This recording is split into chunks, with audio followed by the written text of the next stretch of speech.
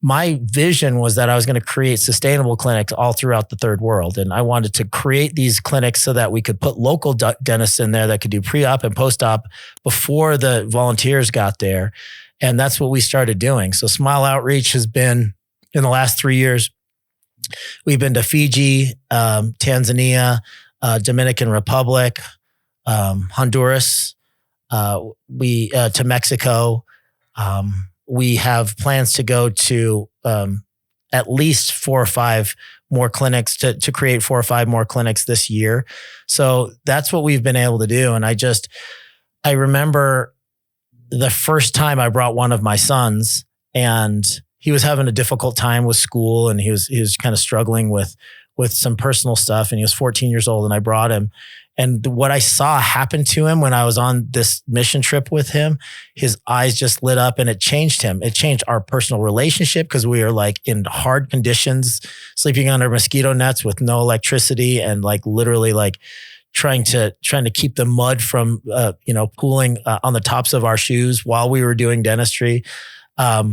Those types of experiences with my kids changed their lives, but it changed my life too. So I've continued to do that.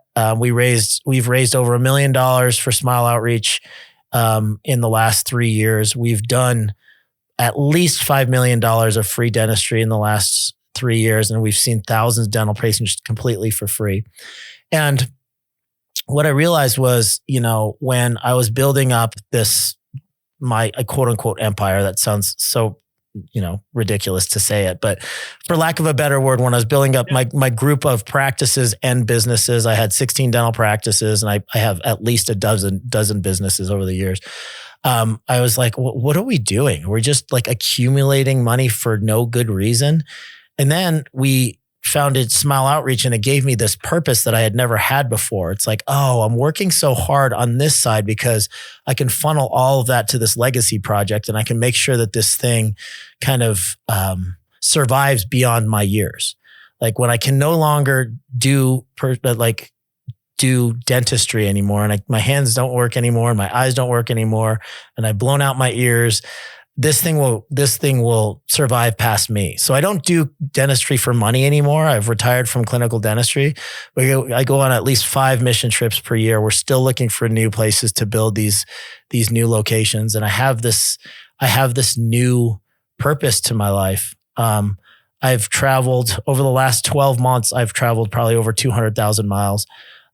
Last year in 2024, I was in 90 different cities. And now I have just a whole different purpose. And that is exactly what you said. It's giving without expectation of anything in return. We get paid in hugs and tears of joy and happiness and avocados and tomatoes and sometimes live chickens and goats. But mostly hugs and gratitude. And that's all I'll ever need for the rest of my life. And that's my number one mantra in life now. It's totally my next chapter.